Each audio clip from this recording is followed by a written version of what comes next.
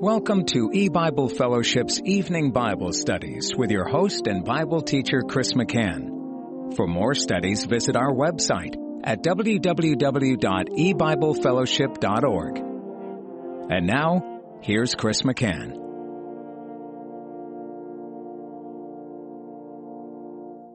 Hello and welcome to E-Bible Fellowship's Bible study in the book of Genesis. Tonight is study number 3 in Genesis chapter 41. And I'll begin reading in verse 2. And behold, there came up out of the river 7 well-favored kine and fat-fleshed, and they fed in a meadow.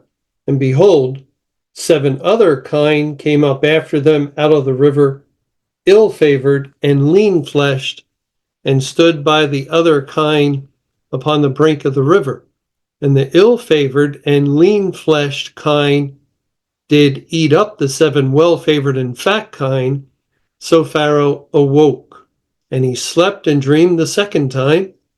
And behold, 7 ears of corn came up upon one stalk, rank and good. And behold, 7 thin ears and blasted with the east wind sprung up after them. And the 7 thin ears devoured the 7 rank and full ears, and Pharaoh awoke, and behold, it was a dream. Okay, we discussed the kine in the first couple of studies. And if you remember, the word kine is identical to the Hebrew word that's also translated as fruitful or fruitfulness. And so this whole dream, actually both dreams have to do with fruitfulness, using the kine or the cows as a picture of, if you have fat, healthy cows, you're fruitful. And likewise with the stalks of corn. It says they were rank and good, and the word Hebrew word translated as rank is the same word translated as fat-fleshed, and so later on we're told the dream is one, and the dream has to do with fruitfulness, bountiful fruitfulness for 7 years. 7 years of plenty, followed by ill-favored kine and the thin ears of corn, which are unfruitful. They're unfruitful, and actually, the word ill-favored, or the word ill. As it says in verse 4, and the ill-favored and lean-fleshed kine did eat up the 7 well-favored and fat kine, so Pharaoh awoke. The word ill is the word for evil, evil-favored. It's the word from Genesis 2:9, the tree of the knowledge of good and evil. It's the word from Psalm 51. And verse 4, which says, against thee only have I sinned and done this evil in thy sight. Of course, the evil that David is referring to is sin. It is the transgression of the law of God the Bible calls evil in whatever point. Whether eating of the fruit of the forbidden tree, committing adultery, murder, it is sin. Sin can be defined as the transgression of the law.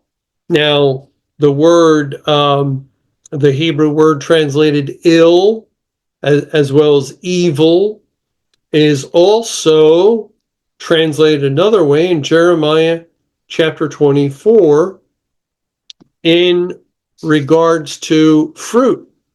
Jeremiah 24 is a short chapter. I'll start reading in verse 1.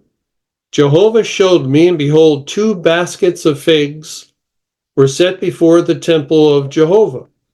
After that, Nebuchadnezzar, king of Babylon, had carried away captive Jeconiah, the son of Jehoiakim, king of Judah, and the princes of Judah, with the carpenters and smiths from Jerusalem, and had brought them to Babylon.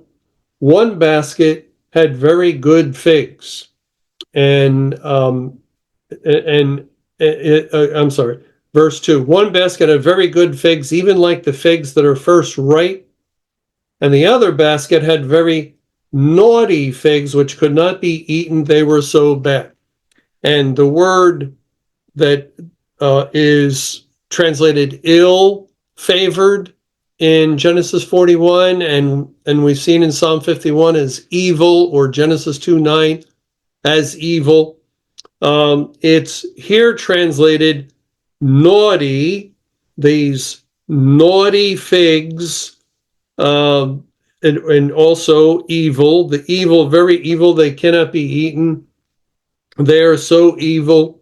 And then down a little further, we read in verse 6, for I will set mine eyes upon them for good. That's the good figs, and will bring them again to this land, and I will build them and not pull them down, and I will plant them and not pluck them up, and I will give them a heart to know me, that I am Jehovah, and they shall be my people, and I will be their God, for they shall return unto me with their whole heart. Okay.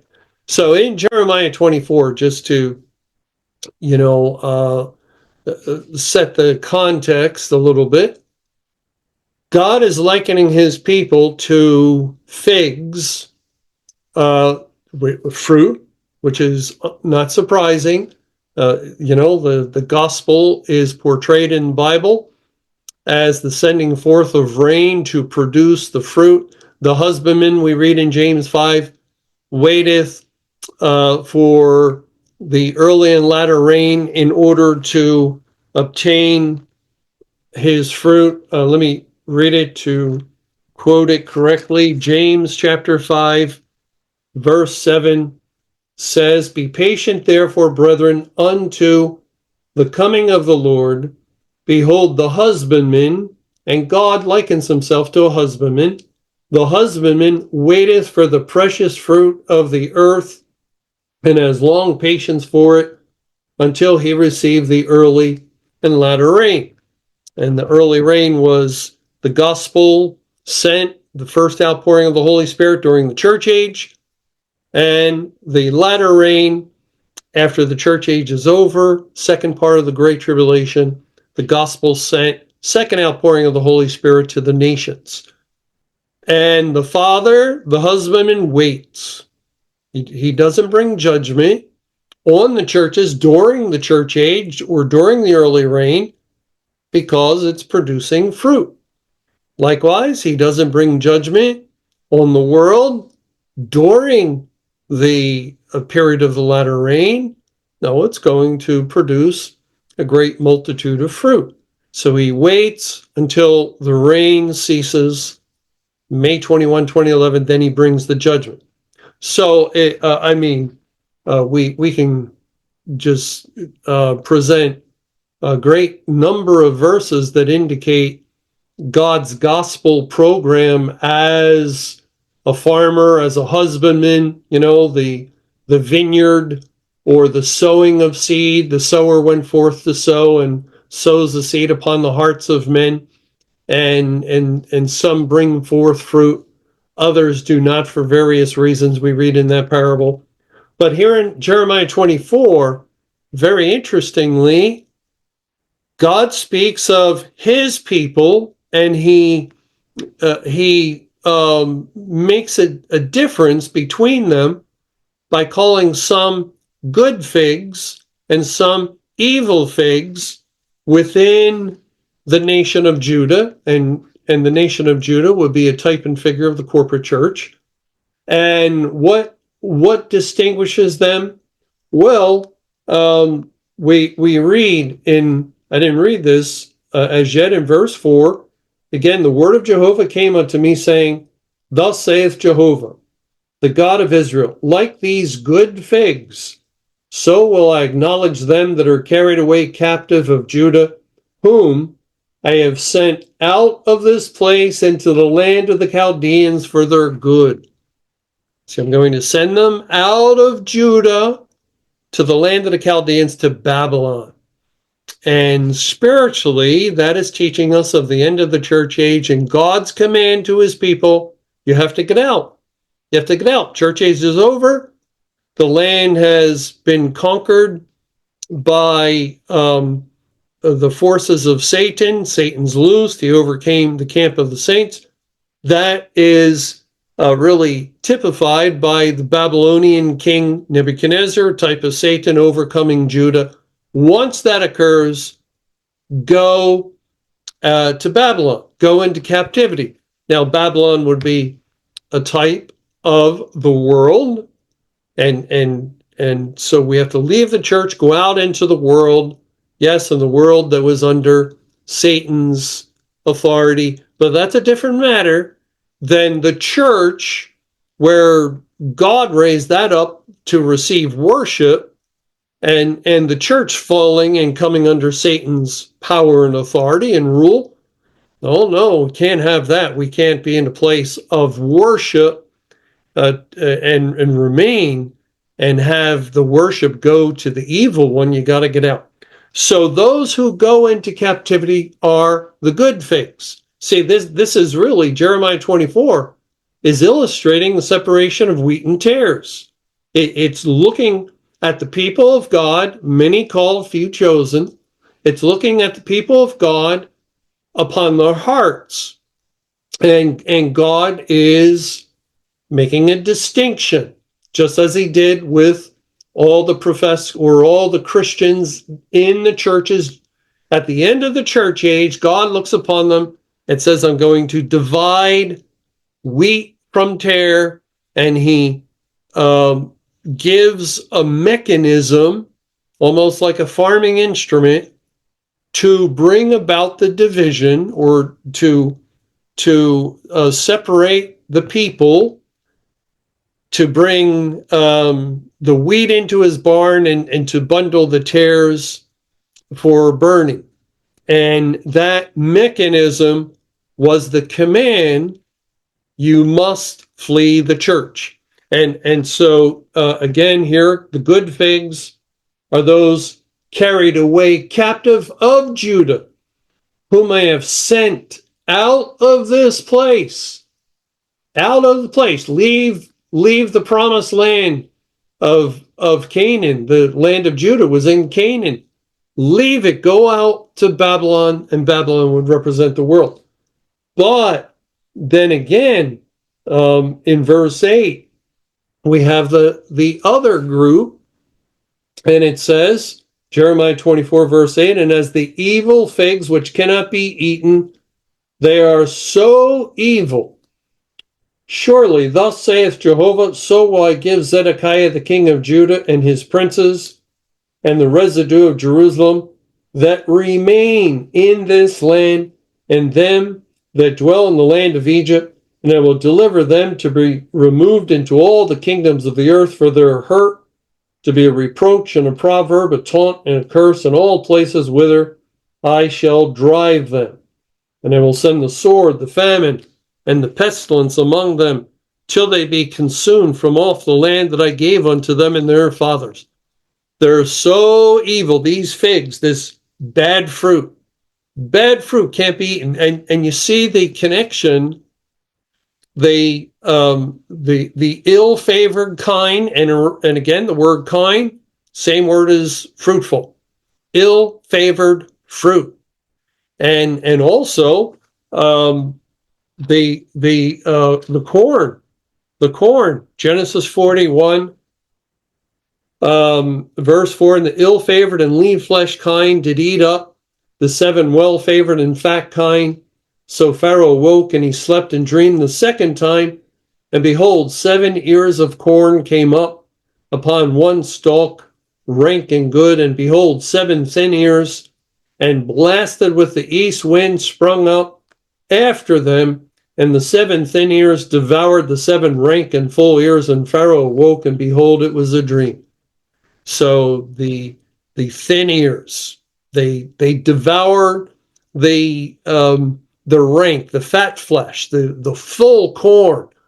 And just as the ill-favored kind devour the fat flesh kind, the period of great tribulation, of God's judgment on the church. Judgment begins at the house of God, we're told in 1 Peter 4:17.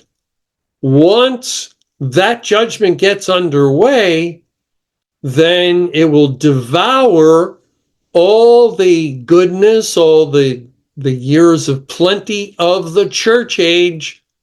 So you'll not even know it had existed, at least for those in the churches and congregations at that time, at the point of the end of the church age.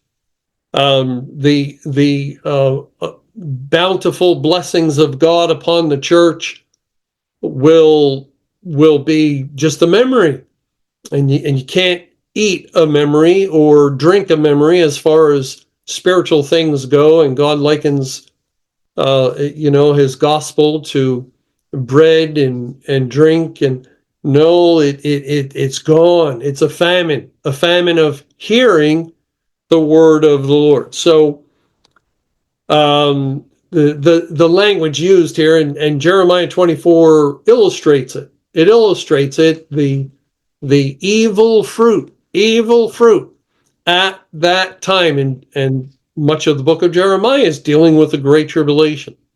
So, by the way, the word lean-fleshed in verse 4, and the ill-favored and lean-fleshed.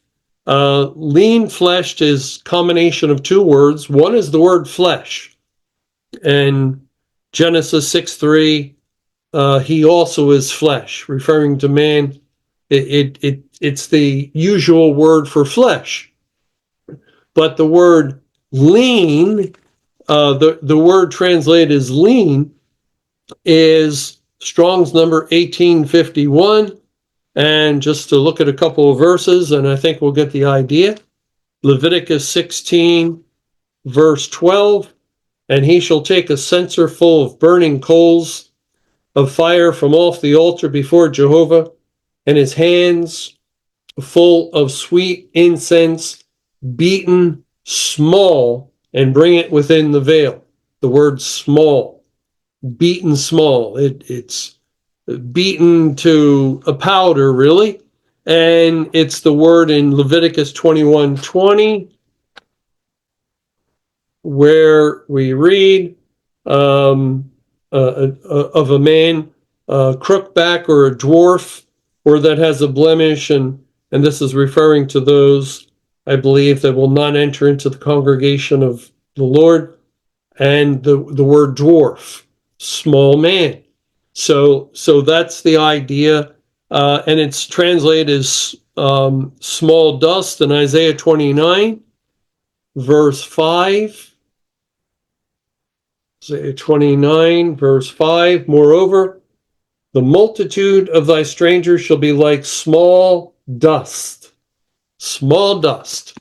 and the lean-fleshed kind, small kind. They're skinny cows, small flesh, literally that's what it's saying, small of flesh. And it's the flesh that you would get the meat. So hardly any meat. And that ties in with famine. Remember, there was a siege upon, I think, a city of Israel. It may have been Samaria, and the enemy army was outside, and they cut off all supplies, and people slowly will start to starve, and so they're selling, I think, a dove's dung or an ass's head, and they were exorbitant prices. And that's the idea. Very little flesh, very little sustenance. You can't survive on it. And that's the nature in a spiritual way of the Great Tribulation. That's why woe unto those that give suck in those days, and there's mourning and lamentation once God brings the end of the church age and brings to pass a spiritual famine. Let me turn to Amos 8, and we'll just read. Many of us are familiar with this, but it really describes a spiritual famine in the best possible way. Amos 8 in verse 10, and it will turn your feast into mourning and all your songs into lamentation, and it will bring up sackcloth upon all loins and baldness upon every head, and it will make it as the mourning of an only son, and the end thereof as a bitter day. Behold, the days come, saith the Lord Jehovah, that I will send a famine in the land, not a famine of bread nor a thirst for water, but of hearing the words of Jehovah. And they shall wander from sea to sea, and from the north even to the east. They shall run to and fro to seek the word of Jehovah, and shall not find it. And this spiritual famine occurred. It has taken place. God fulfilled it.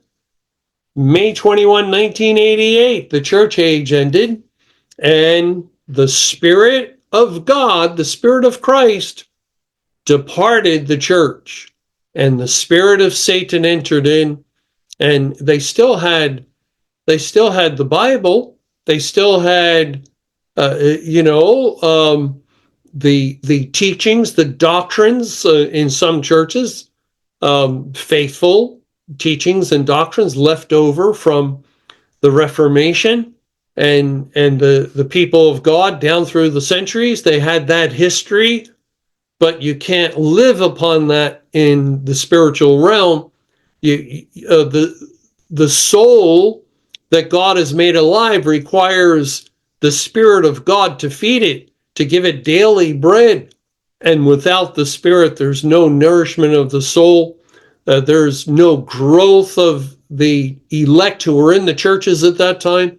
And so God does the best thing possible for them. Get out, leave the church, and don't ever go back. Church age is over. Once God ends an association with his people, or with those that he designates to represent his kingdom on the earth, as Israel was the first, and then the New Testament churches and congregations the second. Well, we know from his relationship with Israel, he ended it as the veil of the temple was rent in twain at the cross. And that's it. That's it. From that point till now, they're not the people of God. Jerusalem's not the holy city, and so forth. The end of that relationship is a judgment. And as Christ cursed the fig tree, remember the fig tree? Or we're just looking at Jeremiah 24, speaking of figs and identifying historically with Judah, but also pointing to the churches and congregations. So the fig tree, when Christ went to find fruit, he found no fruit. Therefore, he cursed it with an eternal curse. Let no fruit grow on thee henceforth forever. The fig tree was national Israel, and they were not fruitful at the time Jesus came. So God ended his relationship with them. Well, okay, we'll have to stop here. And Lord willing, when we return, we're going to look at a few more phrases, blasted with the east wind and so forth, in these early verses of Genesis chapter 41.